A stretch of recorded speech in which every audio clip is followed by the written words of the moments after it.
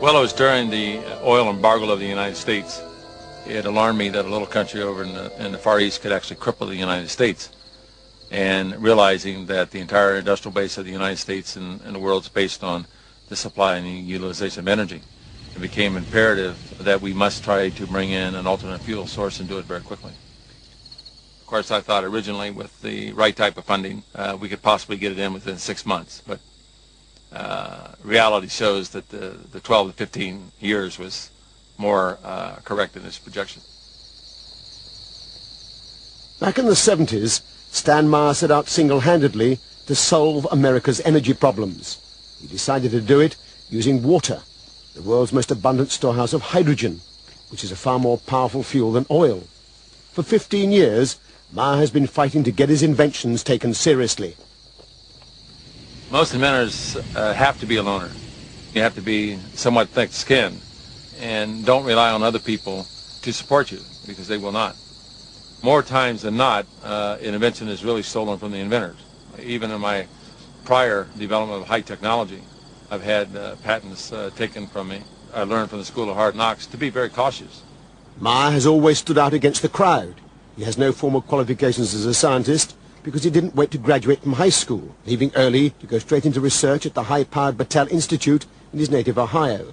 Now he works full-time as a private inventor. He's built a device with potentially revolutionary implications. There is nothing startling about a machine that can extract the hydrogen from water. What is highly unusual is that it should do so with ordinary tap water. The conventional method is called electrolysis. Meyer has turned that process on its head. Unlike electrolysis, his device doesn't use up large amounts of electric current, nor does it produce an enormous amount of waste heat. For 20 years, he has been refining a method to fracture water, which produces vast amounts of hydrogen on demand. This is not his latest apparatus. He was unwilling to let us point a camera at that. This is the simple device he used to convince a reluctant patent office that his revolutionary concept actually works. Alloy rods, acting as electrodes, are housed in a perspex container that's filled with water.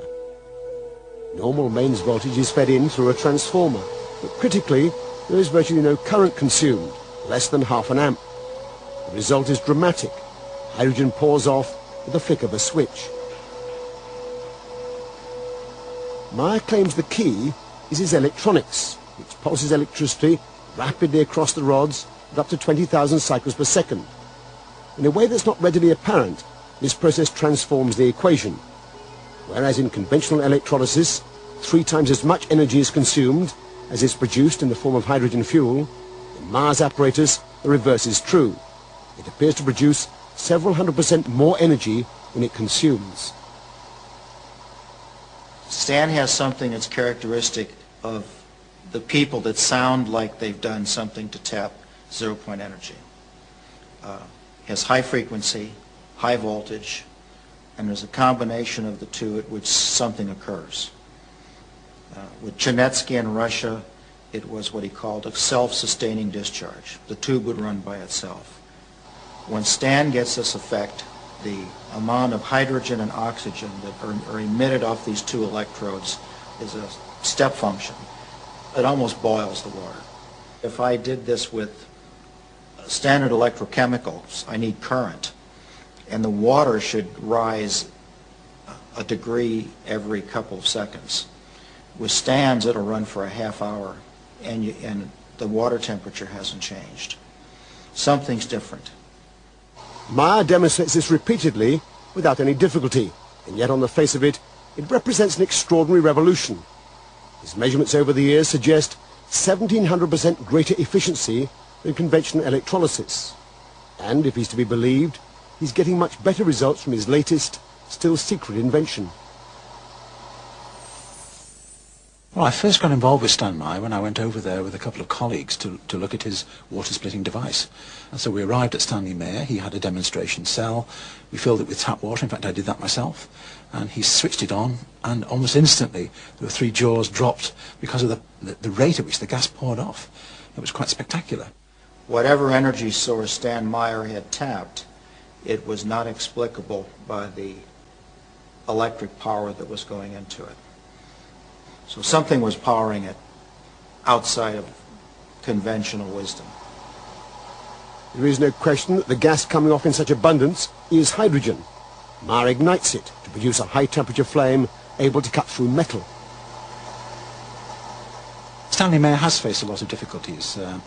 He's 3 times tried to launch the device and produce press conferences, had the technical press round, but he's been almost universally slated.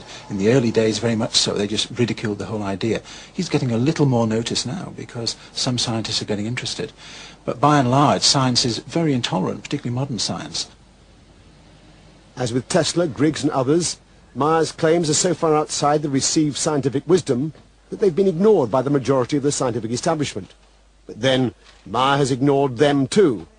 He has poured his energies over the last 10 years into establishing recognition for his claims by getting international patents. In the processing, there was a great deal of difficulty in trying to process the legal paperwork in such a way as to allow the Patent Office to fully understand what was actually occurring. In one instant, we brought the water fuel cell to Washington, D.C., and of course I had tweaked it in such a way to produce an enormous amount of hydrogen and oxygen gas, and the patent examiner said, no, it will not work based on the electrolysis process. And when we turned it on and produced an enormous amount of hydrogen and gas, the examiner finally realized that we were doing exactly that, and went out in the hallway and started screaming and hollering to everybody on the floor, put out all your cigarettes, hydrogen's in the building. So we started laughing and said, well, we certainly convinced everybody in the patent office that we can do what we said we can do.